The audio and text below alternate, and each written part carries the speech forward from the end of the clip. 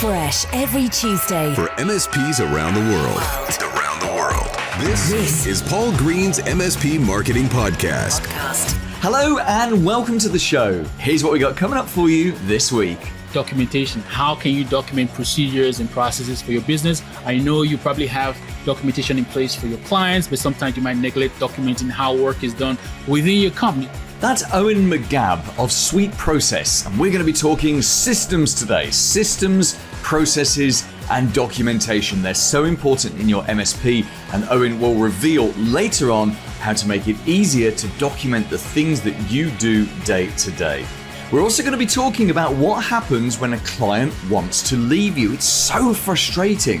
But what's really important is that you're an adult about it, because you never know, that client might come back to you in the future.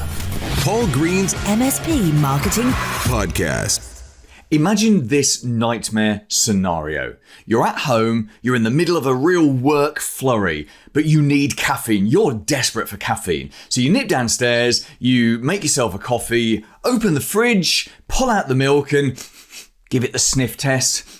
Oh, it's gone off. The milk's off. This is an absolute nightmare. So you think, right, okay, it's not a problem. I'll just nip down to the local supermarket or the grocery store and I'll just get myself some milk. So you jump in the car, drive down to the shop, jump in, and you go in and you grab yourself some milk. And you chose that particular supermarket because the milk is always cheap there. And you grab some milk and you look at it and you think, great, I've got some milk. And then by the time you get to the till, there are 5 or 6 other items in your hands. You've picked yourself up some chocolate, maybe some biscuits. So, need some of that washing powder, or we're nearly out of washing powder at home. You get the idea. Sometimes you might even walk out with a flat screen TV. That's why they sell these things there. The point is that you nipped into the store to get one thing, a staple, a basic everyday item. And while you were there, you bought other things. Now, shops, smart retailers know this is how we work as humans. So they work very hard to do 2 things. The first thing is they try and attract us in by making the staples that we buy on a regular basis being as low priced as they can be. Even premium stores will make the price of staples low price. So that milk, and I've got to be honest, that I would fail the politician's question of how much is a pint of milk right now. I have no idea. But let's say milk costs you 50 pence, or what's that, about 70 cents in dollars. Let's say that milk costs you 50 pence. That's probably got no profit for the retailer whatsoever. And this is known as a loss leader. It's known as a loss leader because people go in to buy that item and the store is choosing, in fact, it's a strategic choice to lose money or not make any money on that item, because the other thing that they're doing is they're putting things in front of you that they know you will buy on an impulse. So that flat screen TV or those biscuits or something else, that's where they make up the profit margin. And of course, the big retailers are very good at this. Well, the reality is you could actually do this in your MSP. You could have a loss leader. And I don't see many MSPs doing this, but that doesn't mean it's something that you shouldn't look at, because there are lots of different things that you could do as a loss leader. If, for example, and these are only examples, but if, for example, you were so focused on getting the monthly recurring revenue that you didn't really care how you went about getting it, because you know that someone who signs a contract is going to stay 5-7 years, you just want that monthly recurring revenue. In that situation, you might, for example, discount the project that it takes to get them in through the door in the first place. So you might have a $10,000 project to upgrade them or move them onto the cloud or whatever you're doing. And you might offer that to them at a discount. You might say, look, this is a retail price of $10,000. If you sign a 3-year contract, we will drop that down to $7,000. So essentially, we're not making any margin on that project. That's our way of investing in you, Mr. or Mrs. Client, because we want to get you on board and obviously get you onto a contract. And that would be a loss leader. You're not actually losing any money on that project, but I appreciate that projects can be nice profit items. They can be great for cash flow, but they can also be a great way to make sure that you secure that client for the next 3, 4, 5 years. You could apply exactly the same approach to some of your services like VoIP. I mean, we all know that VoIP is money for old rope, isn't it? There's just huge amounts of margin around VoIP. Maybe you could offer that as some kind of a loss leader. You may choose not to because there's too much margin in it, but actually it's a commodity product. If it takes giving away, I put giving away in speech marks there, if it takes more or less giving away the VoIP to get the client so that you can actually make the good margin on all the other services you sell them, maybe that's worth doing. What we've got here is a very clever pricing strategy that you can use to pull people into your MSP. And because most MSPs don't do this, that's the opportunity for you. The question to ask yourself is, where are we willing to lose some money in order to gain a client for the next 3, 5, 7, 10 years? Once you can get your head around that strategy and have some ideas ready to roll out, that could give you a huge pricing advantage over some of your competitors. Here's this week's Clever idea. I know the phone calls or the emails that you dread the most. It's when a client who you know deep down is not really happy with you drops you that email or makes that phone call to say, guys, we're done. We're not going to renew our contract. We're going to move to someone else. And I know it doesn't happen to you very often. So when it does happen, it hurts. Everyone takes this personally. Even if you have a bigger business and you've been doing this a long time and you're somewhat insulated from the clients, it's still personal. Certainly I take it personally. I'm sure you take it personally as well. I think that effect of us taking it personally shows how much we care still about the business. But it is a horrible situation. No one likes being in that situation where a client tells you it's over. And it is something, it can affect your whole day. I always think in those situations, you have to, as much as you can, be the adult about this. Because it's very tempting when someone tells you that they're willing to move on to another MSP. It's very tempting to not be an adult about that. And obviously, I'm not an MSP, but I speak to MSPs all the time. And I know that sometimes clients leave because of things that are wrong that they've done and not that you've done. And in fact, I've got a great quote to read about this in a second.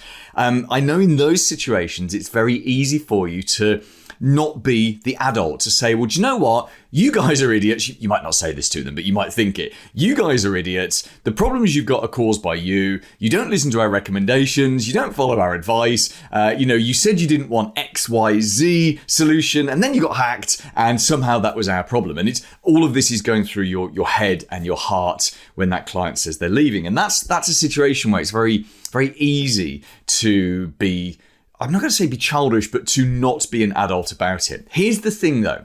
I believe when a client is dumb enough to want to leave you, you have to be as professional and as adult as you can possibly be in helping them to leave you, exit, and to hand over to another MSP. And it's really important that the client sees you being the adult and being the professional about it. Why? Because I believe some of those clients will come back to you in the future, but only if you've been an adult at the point that they left. So if at the point that they left, you let the service levels drop, you didn't look after them properly, you didn't do a proper handover to their new MSP, in 6 months' time when they're unhappy with that new MSP and they've got that buyer's regret right in their heart, they're thinking, oh, we made a really bad choice. Why did we do that? We should have stuck with the last guys. If you were unprofessional in the way that they exited the business, they're never going to come back to you. They're going to think, well, those guys weren't great. These guys aren't great. We need a third MSP. But if you were utterly professional and you were the adult and you still went above and beyond what it took to help offboard them onto another MSP, it makes it easy for them to come back to you. Because it's actually a very hard phone call for them. It's a massive blow to their ego and their pride for them to pick up the phone or to send you an email saying, yeah, we made a mistake. Can we talk? We'd like to come back. Can we talk? That's a big step down for a former client to do. And I know this does happen for MSPs. So you want to make it as easy as possible for them. You want to be professional. Even if they're going for the wrong reasons, be professional, be the adult. And, at the very end of it, send them a handwritten note. This is what I would do. Send them a handwritten note saying, hey, Dave, I'm sorry it didn't work out between us, or I'm sorry it didn't work out more long term with us looking after you. It's been fun working with you. you. If you ever want to have a conversation in the future about how we can help you, please give me a call. Here's my cell number. Here's my mobile number. And I think that would be a very, very smart thing to do. So you offboard them like an adult.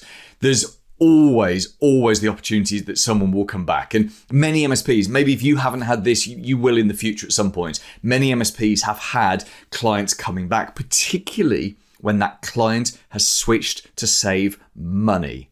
Very often when a client switches to save money, they realize why the other MSP service is cheaper, because the service levels are lower. And they suddenly appreciate that the service levels that you had and the proactive work that you did and the speed at which you operated was worth paying that extra money for.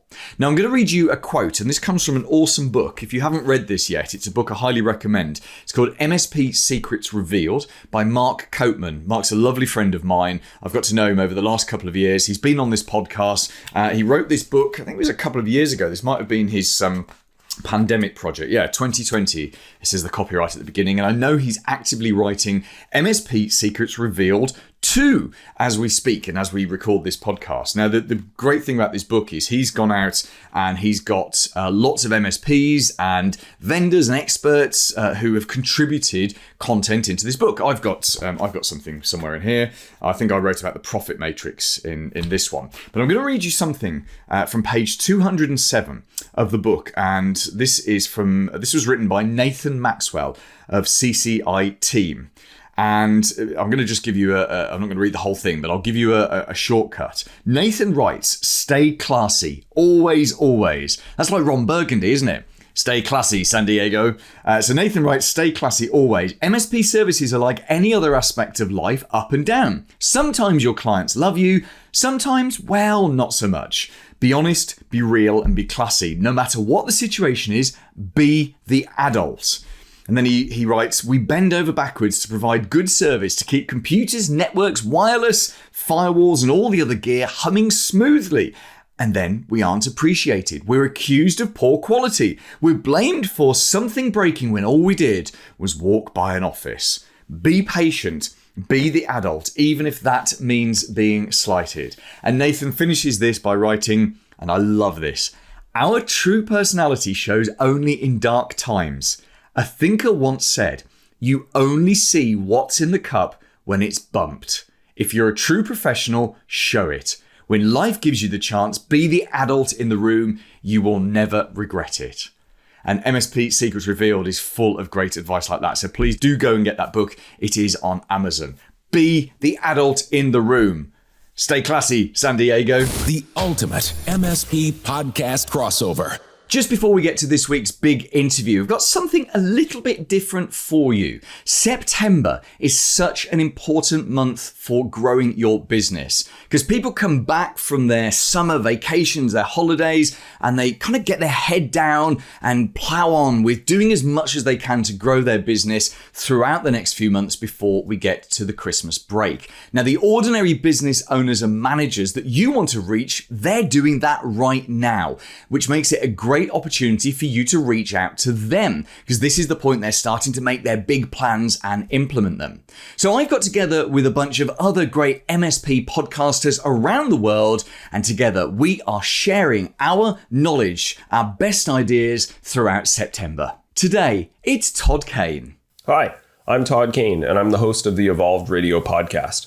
We're celebrating the ultimate MSP podcast crossover event all through September. The best piece of business advice that I've ever received is what gets measured gets managed. And this is from management godfather Peter Drucker. This is really useful because MSP owners are very busy. There's a lot going on. There's a lot to focus on, and you can get pulled in a lot of different directions.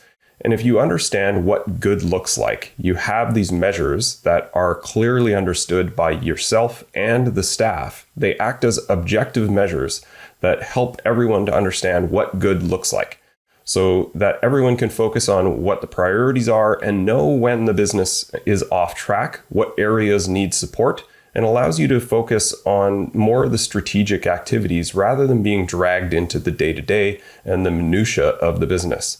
Then if things are red and showing as off track, then you know where to apply some energy.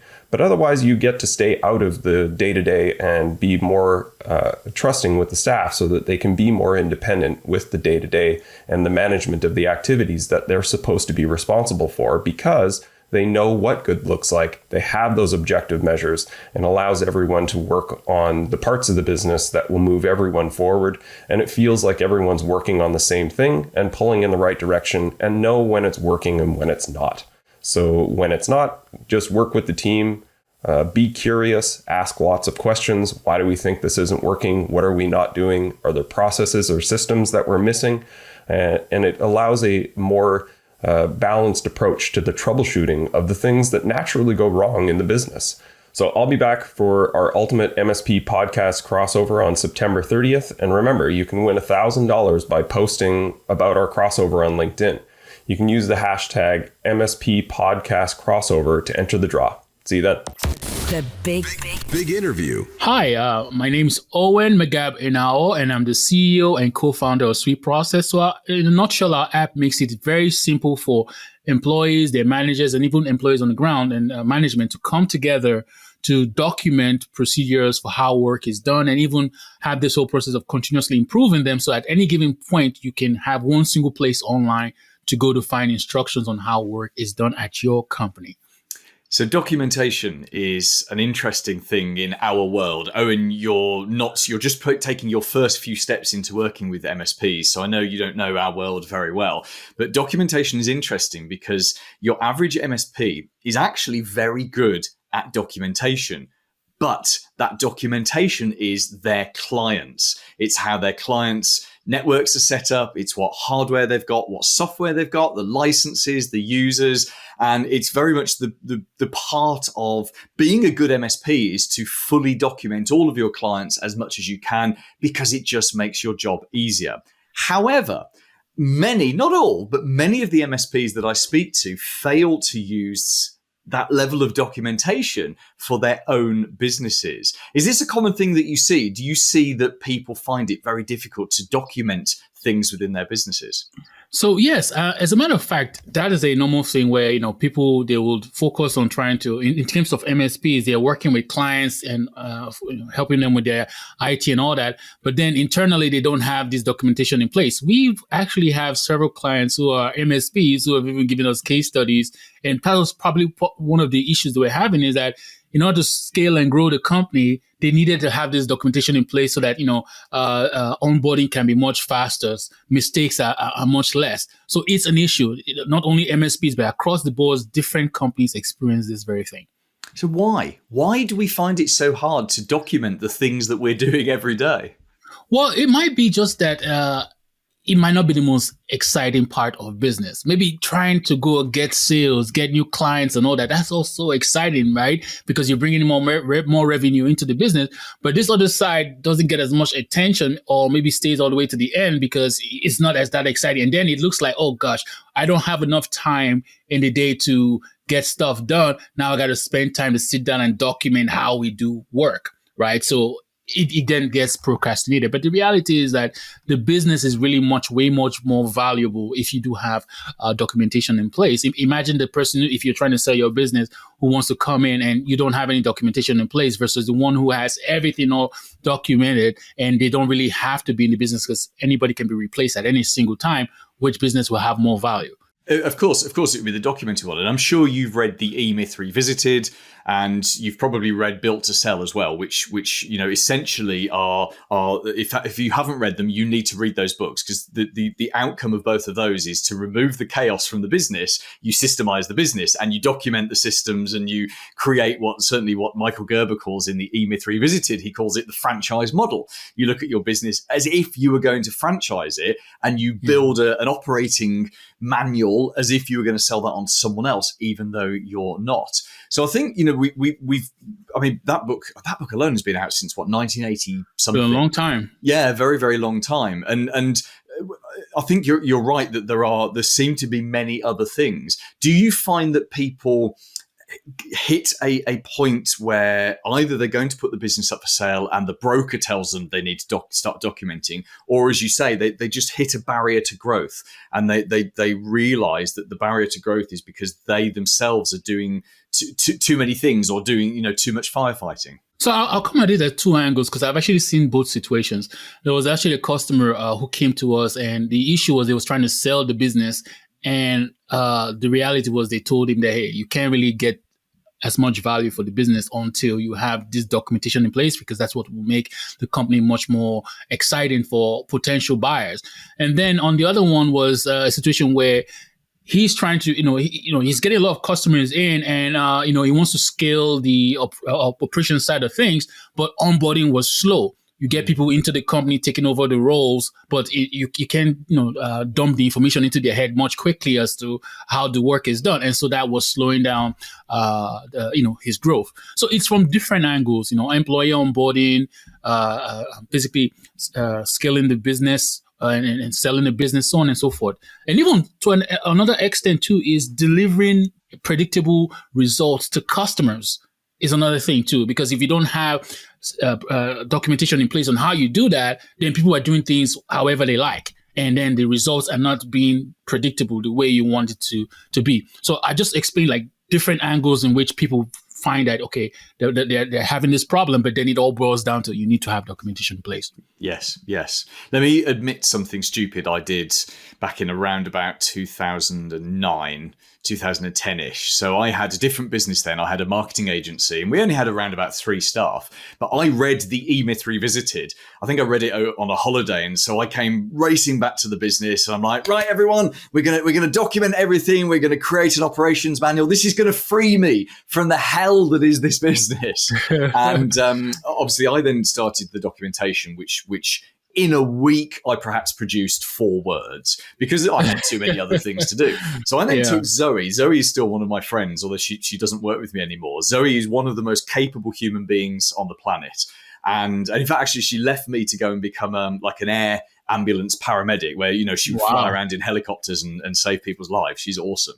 And I said to Zoe, could you just document everything, which I know now is a mistake. So essentially I sat her down for like a 3-month process, and she just sat and looked at everything we did in the business and turned it into a piece of paper.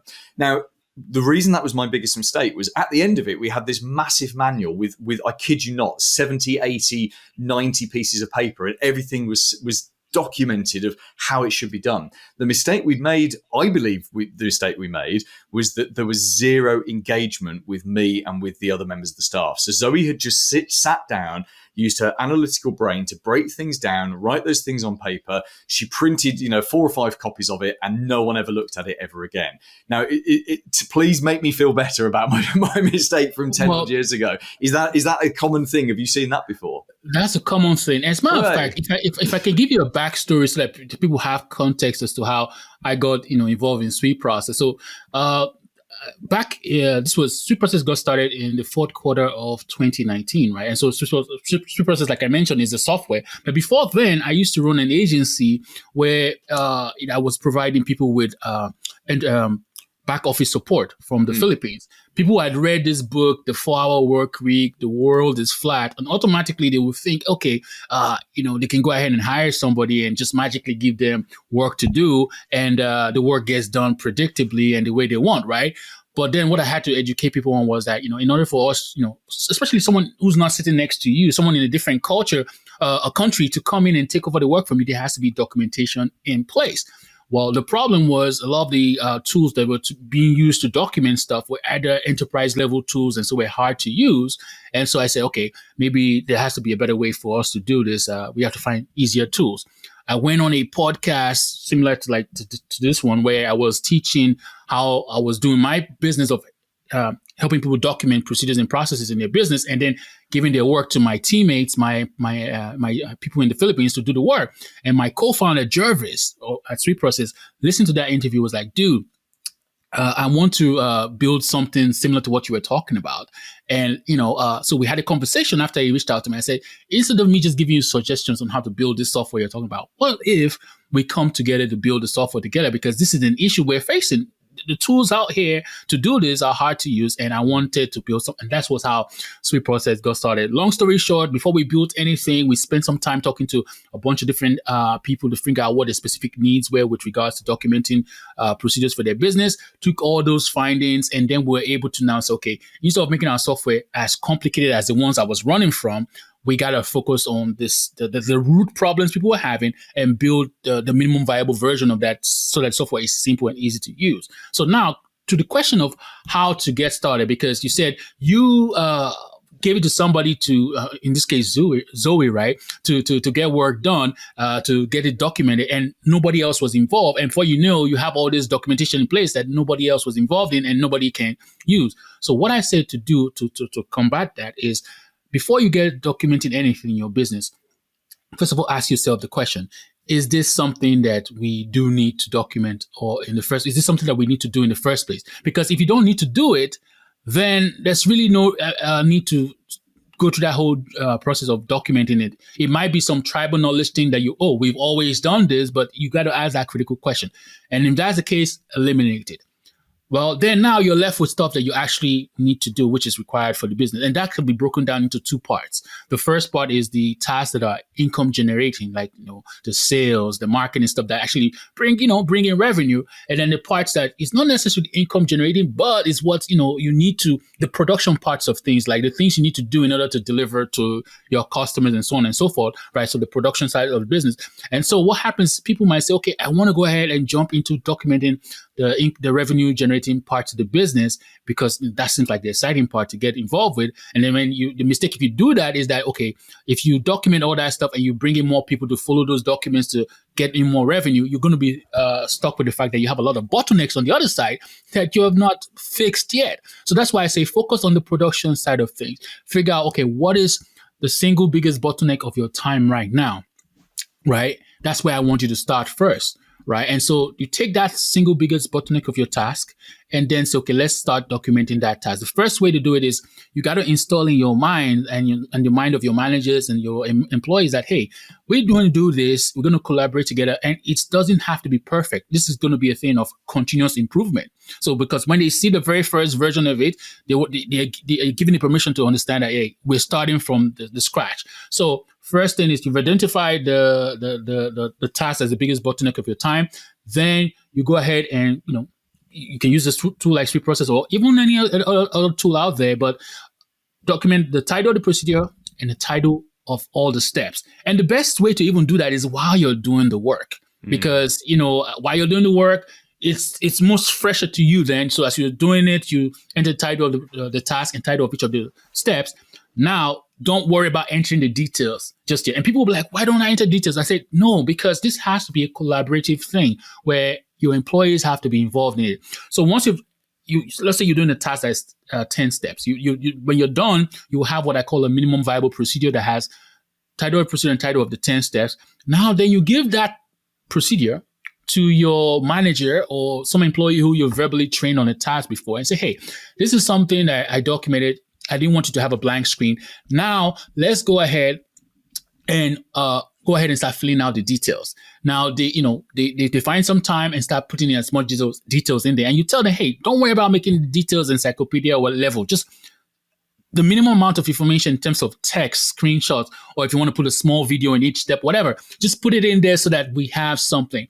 And now you have that in there. And then as your employees on the ground start doing work with whatever task management software, whatever tool you use to manage tasks, make sure that while they're doing the work, that procedure that your manager has added some steps, some details into the steps is right there in front of them. So as they're doing the work, the reality is they're going to come across certain things that were not accounted for, right? And so those things that are not accounted for, they're empowered now, or you empower them to say, hey, whenever you come across something that was not clear in each of these procedures, let us know.